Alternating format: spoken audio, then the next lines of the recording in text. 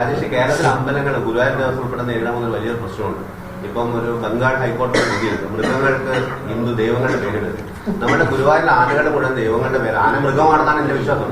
അപ്പൊ നമ്മൾ എന്താണ് വലിയൊരു കാരണം ഹൈക്കോടതിന്റെ ഒരു വിധി unless and until it is been overruled by supreme court, അത് എന്താ എല്ലാ സംസ്ഥാനങ്ങൾക്കും ബാധകമാണ്. അപ്പൊ ഇതിനകത്ത് വലിയ കൺഫ്യൂഷൻ വരും. കേരളത്തിലെ ആനകളുടെ പേര് മാറ്റേണ്ടി വരും. രട്ടത്താപ്പൻ ഇത് ഈ കേരളത്തിൽ വരുമ്പോൾ മാത്രമേ ഉള്ളൂ ഈ കൺസെപ്റ്റ്. ഇവിടെ സിദ്ദിഖാപ്പന്റെ അറസ്റ്റ്, ഒരുപാട് അറസ്റ്റുകൾ, എത്രയോ വലിയ വലിയ ജേർണലിസ്റ്റുകളുടെ അറസ്റ്റുകൾ. ഇതേമാതിരി എന്താ ഉണ്ടായത്? ഇതേമാതിരി സത്യം അന്വേഷിച്ച് പുറത്തുവിടാൻ പോയവരെ തീവ്രവാദികളെന്ന് മുദ്രവെക്കുകയും അവർ നടന്ന പത്രപ്രവർത്തകർ എന്ന് പറയുകയും അവര് എന്താ പറയുക അർബൻ ജേർണലിസ്റ്റ്, അർബൻ നക്സലൈറ്റുകൾ എന്ന് വിളിച്ച് ഉള്ളിൽ നടത്തിയ പാരമ്പര്യം കേന്ദ്ര സർക്കാരിനുണ്ട്. അവിടെ ഇന്ന് ഇതുവരെ തിരുവനന്തപുരം ജില്ലാ കമ്മിറ്റി ഒരു പത്രസമ്മേളനം വിളിച്ചത് പറഞ്ഞിട്ടില്ലല്ലോ ഈ പേടിപ്പിക്കുന്ന പത്രപ്രവർത്തകരുള്ളപ്പോൾ എങ്ങനെ രാഷ്ട്രപ്രവർത്തനം നടത്താൻ പറ്റുന്നു. ഇത് തന്നെയാണ് ഇവിടുത്തെ മാധ്യമസമൂഹം എല്ലാ കാര്യം ചോദിച്ചുകൊണ്ടിരിക്കുന്നത്.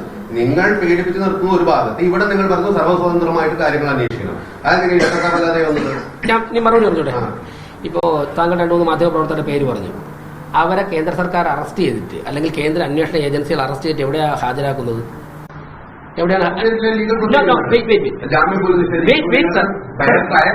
എനിക്ക് അങ്ങയുടെ ചോദ്യത്തിന് ഉത്തരം പറയാൻ ഒരു അവസരം തരണം. ഹാജരാക്കുന്ന കോടതിയിലാണല്ലോ. ഇനി ആ കോടതി ട്രയൽ കോർട്ടിൽ ഹാജരാക്കുന്ന കോർട്ട് ബെയിൽ തള്ളിയെന്നിരിക്കട്ടെ, തൊട്ട് മുകളിലത്തെ കോടതി ഉണ്ടല്ലോ. എന്തേ നിങ്ങൾ ഇത്രയും കാലമായിട്ട് അവിടെ നിന്ന് നീതി തേടാത്തത്? അവിടെ നിന്ന് നീതി കൊടുക്കുന്നില്ല. അവിടെ നിന്ന് നിങ്ങൾ ഉദ്ദേശിക്കുന്ന തരത്തിലുള്ള നീതി അല്ലെങ്കിൽ നിങ്ങൾ ഉദ്ദേശിക്കുന്ന നിമിഷത്തിലുള്ള ജാമ്യം കിട്ടുന്നില്ല എന്നുണ്ടെങ്കിൽ ആ ജുഡീഷ്യൽ ഓഫീസർക്ക് ബോധ്യം കാണും ഇദ്ദേഹം തെറ്റ് ചെയ്തു, ജയിലിൽ കിടക്കേണ്ട ആളാണ് എന്ന് ബോധ്യമുള്ളതുകൊണ്ടായിരിക്കും. ഉറപ്പാണ്. അതായത് ഒരു കേന്ദ്ര ഒരു അഡ്മിനിസ്ട്രേഷൻ തീരുമാനിക്കുകയാണ് ഇദ്ദേഹം ചെയ്തത് തെറ്റാണ്, പിന്നീട് ആ പത്രപ്രവർത്തനമാണ് ഞാൻ നിരപരാധിയാൻ തെളിയിക്കേണ്ടതെന്നാണ് അഡ്മിനിസ്ട്രേഷൻ. അതായത് ഇപ്പൊ കേന്ദ്ര ഭരണം പറയുന്നു അല്ലെങ്കിൽ കേന്ദ്ര സർക്കാർ പറയുന്നു അമിത്ഷാജിക്ക് തോന്നുന്നു ഇയാൾ ചെയ്തത് തെറ്റാണ്, ഇത് കേന്ദ്ര ഗവൺമെന്റ് അഗേൻസ്റ്റായിട്ടാണ്, ഞാൻ ഇവരെ പിടിച്ചിട്ട് അറസ്റ്റ് ചെയ്യുന്നു. പിന്നെ ഈ പത്രപ്രവർത്തകന്റെ ഉത്തരവാദിത്തമാണ് ഞാൻ നിരപരാധിയാൻ തെളിയിക്കേണ്ടത്. അതായത് ആരെ വേണമെങ്കിലും നമ്മൾക്ക് അറസ്റ്റ് ചെയ്ത് ഉള്ളിലിടാം, അവരും തെളിയിക്കട്ടെ അവർ നിരപരാധിയാണെന്നാണ്. അതാണ് നമ്മുടെ ജനാധിപത്യ വ്യവസ്ഥയുടെ സിസ്റ്റം. ഇനി കഴിഞ്ഞല്ലോ ചോദ്യം. ഇനി എനിക്ക് ഉത്തരം പറയാൻ സമയത്ത് ഇനി ഒന്ന് താങ്കൾ പറഞ്ഞതിലൊരു ഫാക്ച്വൽ എറർ ഉള്ളത്, അമിത്ഷാ അല്ല അറസ്റ്റ് ചെയ്യുന്നു, അന്വേഷണ ഏജൻസി. അങ്ങ് ചോദ്യം ചോദിച്ചപ്പോൾ ഞാൻ ക്ഷമയോടെ ഇരുന്നില്ല, അമിത്ഷാ ഉൾപ്പെടെ വിമർശിച്ചപ്പോൾ അങ്ങ് മാധ്യമപ്രവർത്തകരല്ലേ, നിങ്ങൾ ക്ഷമ കാണിക്കണം. ഞാൻ പറഞ്ഞോട്ടെ, എനിക്ക് പറയാൻ അവസരം. അമിത്ഷാ അല്ല അറസ്റ്റ് ചെയ്യുന്ന അന്വേഷണ ഏജൻസിയാണ്. 2, ജയിലിൽ അടയ്ക്കണോ വേണ്ടതെന്ന് തീരുമാനിക്കുന്ന അന്വേഷണ ഏജൻസിയല്ല, അത് ജുഡീഷ്യറിയാണ്. അപ്പോൾ ഗവൺമെന്റ് അല്ല ഒരാളുടെ ജയിലിൽ അടയ്ക്കുന്നത്, അത് ജുഡീഷ്യറിയാണ്. ഒരു ജുഡീഷ്യൽ ഓഫീസർ എടുത്ത തീരുമാനം തെറ്റാണെന്നുണ്ടെങ്കിൽ നിങ്ങൾ മുകളിൽ പോകാമല്ലോ. അതിന് മുകളിൽ സുപ്രീം കോടതി എത്ര കേസുകളിൽ സെൻട്രൽ ഗവൺമെന്റ് സ്റ്റാൻഡ് എഗൈൻസ്റ്റ് ആയിട്ടുള്ള സ്റ്റാൻഡ് എടുത്തിരിക്കുന്നു. അപ്പോൾ ഒരു ജുഡീഷ്യൽ ഓഫീസർ ഇത്രത്തോളം ദിവസം അവർക്ക് ജാമ്യം കൊടുക്കാതെ അന്വേഷണ ഏജൻസികൾക്ക് അന്വേഷിക്കാനുള്ള അവസരം കൊടുക്കുന്നു എന്നുണ്ടെങ്കിൽ അവിടെ ഏതെങ്കിലും തരത്തിലുള്ള ഒരു മിസ്റ്റേക്ക് ഉണ്ടായിരിക്കും. ഇത് ഞങ്ങൾ പ്രതിപക്ഷത്തിരുന്നപ്പോൾ ഞങ്ങൾ നേരിട്ടിട്ടുണ്ട്, ഭരണോത്തരത്തിരിക്കുമ്പോൾ ഞങ്ങൾ നേരിടുന്നുണ്ട്. ഞാൻ ചോദിച്ച ഇതൊന്നുമല്ല, സിമ്പിളാണ്. പാലയിൽ പൂഞ്ഞാർ ഭാഗത്ത് ഏതോ ഒരു പോലീസ് സ്റ്റേഷനിൽ ഒരു FIR ഉണ്ട്. ആ FIR ഏതോ ഒരു കോടതിയിലുണ്ട്. അതൊന്ന് നിങ്ങളുടെ ആ ഭാഗത്തുള്ള മാധ്യമപ്രവർത്തകരോട് പറഞ്ഞിട്ട് ആ FIR പ്രതികൾ എന്തൊക്കെയാണ്, ആ FIR പോലീസ് എന്താണ് എഴുതിയിരിക്കുന്നത്, അതിൽ കോസ് ഓഫ് ആക്ഷൻ എന്താണ് പറഞ്ഞിരിക്കുന്നത്, ഇത് ഞങ്ങളെ ഒന്ന് അറിയിച്ചാൽ ഈ തിരുവനന്തപുരത്തൊക്കെ ഇവിടെയുള്ള ഞങ്ങൾക്ക് പൊതുസമൂഹത്തിൽ നല്ല നിലപാടുകൾ സ്വീകരിക്കാൻ സാധിക്കും.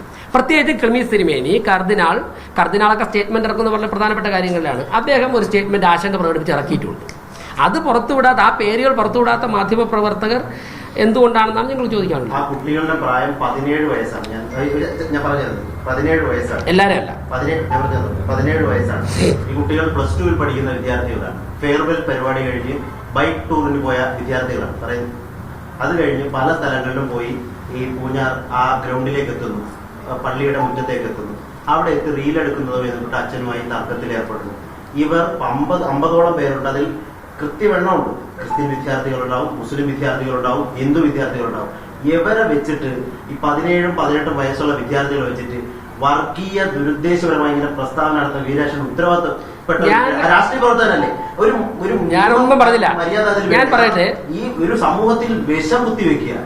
ഞാനൊരു കാര്യം ചോദിക്കട്ടെ, സിമ്പിൾ ആണ്. അല്ല, അത് ഇനി ക്ലിമീസ് ബാബു പറഞ്ഞ തെറ്റിദ്ധാരണ തിരുത്തുകയല്ലേ? ഞാൻ പറയട്ടെ, ഒരു കാര്യം പറയട്ടെ. എന്താണ് രാഷ്ട്രീയത്തിനെ കുറിച്ച് അല്ല, ഞാനൊരു കാര്യം പറയട്ടെ. ഞാൻ നിങ്ങളുടെ അതൊന്നും ചോദിച്ചില്ല. ആ പ്രതികളുടെ പേരെന്തേ മാധ്യമങ്ങൾ പുറത്തുണ്ട്? മേജറില്ലേ?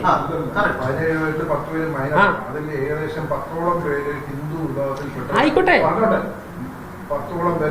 നിങ്ങൾ മേജറാക്കാണ്ട് പേര് പുറത്തുണ്ടല്ലോ. നിങ്ങൾ പറഞ്ഞതിന്റെ മറുപടിയാണ് പറയുന്നത്. 18ഓളം പേര് എന്ന് പറയുന്നത് മുസ്ലിങ്ങളാണ്, ബാക്കി എത്രയോ പേര് ബാക്കിയുള്ളവരാണ് ക്രിസ്ത്യൻ വിഭാഗത്തിൽപ്പെട്ടത്. ഇതിനകത്ത് രാജേഷ് ഉദ്ദേശിക്കുന്ന ദുരുദ്ദേശപരമായിട്ടുള്ള ഒരു ഞാൻ ദുരുദ്ദേശമൊന്നുമില്ല.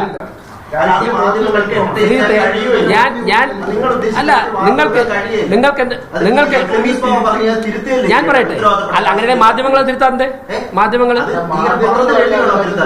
ഞാൻ പറയട്ടെ ശ്രീത്തെ ഞങ്ങൾ സ്റ്റേറ്റ്മെന്റ് നടത്തിയിട്ടില്ല. ഞാൻ ഒറ്റ കാര്യം ചോദിച്ചുള്ളൂ, മാധ്യമങ്ങൾ എന്തുകൊണ്ട് പേര് പുറത്തുവിട്ടെന്ന് മാത്രമേ ഞാൻ ചോദിച്ചു. അല്ലല്ലോ, മൈനർ അല്ലാത്ത റിമാൻഡ് ചെയ്യപ്പെട്ട മൈനറല്ല, റിമാൻഡ് ചെയ്യപ്പെട്ട മൈനറല്ല, റിമാൻഡ് ചെയ്യപ്പെട്ട മൈനറാണോ? നിങ്ങൾ ജന്മഭൂമിയോട് ചോദിക്കാം. ഞാനിവിടെ ജന്മഭൂമിയുടെ റിപ്പോർട്ട് ഉൾപ്പെടെയുണ്ടല്ലോ ഇവിടെ. ഞാൻ ജന്മഭൂമിയുടെ റിപ്പോർട്ട് ഉൾപ്പെടെ ചോദിച്ചത്, ഞാൻ അദ്ദേഹത്തോട് ഉൾപ്പെടെയല്ലേ ചോദിച്ചത്, ഞാൻ അവരോട് ഉൾപ്പെടെയല്ലേ ചോദിച്ചത്, ഞാൻ അവരോട് ഉൾപ്പെടെയല്ലേ ചോദിച്ചത്. ഞാൻ പറയട്ടെ സിമ്പിൾ, ഞാൻ അവരോട് ഉൾപ്പെടെയാണ് ചോദിച്ചത്. അല്ല, ഞാൻ അവരോട് ഉൾപ്പെടെയാണ് ചോദിച്ചത്. ഞാനൊരു കാര്യം പറയാം. പൂഞ്ഞാറിൽ നടന്ന ഇഷ്യൂ ഇവിടെ ഒരു പത്രസമ്മേളനം വിളിച്ചിട്ട് അത് ദുരുദ്ദേശപരമായി അല്ല, നിങ്ങൾക്കിപ്പോ മാധ്യമങ്ങൾ ആ രൂപത്തിൽ വർഗീയ ചുവയോടെ പ്രസിദ്ധീകരിക്കുമെന്ന് പറഞ്ഞാൽ അത് നിങ്ങൾ എന്തുകൊണ്ട് പുറത്തു വിട്ടില്ല? അതിന് മറുപടിയാണ്. ഓക്കെ, നിങ്ങളുടെ റീസൺ അതാണ്, കഴിഞ്ഞു. കേരളത്തിൽ മാത്രം ഇങ്ങനെ സംഭവം ഉണ്ടാകുമ്പോഴത്തേക്ക് പേര് പുറത്തുവിടില്ല. പക്ഷെ ഉത്തർപ്രദേശിൽ ഉണ്ടാകുന്നുണ്ടെങ്കിൽ എല്ലാ പേരും പുറത്തുവിട്ടു. ഞാൻ അതിലോട്ട് പോകുന്നില്ല. ഞാൻ ചോദിച്ചത് എന്തുകൊണ്ട് നിങ്ങൾ എന്തുകൊണ്ട് പുറത്തുവിടുന്നില്ല എന്നുള്ളതാണ്. ഞാൻ അതിലോട്ടൊന്നും പോകുന്നില്ല, കാരണം അതല്ല നമ്മൾ എന്താ വിഷയം. പക്ഷേ നിങ്ങൾ അല്ലല്ല, ഞാൻ പറയാം. ഞാൻ നിങ്ങൾ ഇത്രയും പേര് വരുമ്പോ ചോദിക്കാതിരിക്കാൻ പറ്റില്ല. വിട്ടെ, ഞാനത് വിട്ടു. ഞാനത് വിട്ടു. അല്ല, ഞാൻ അതിലോട്ട് പോകുന്നില്ല.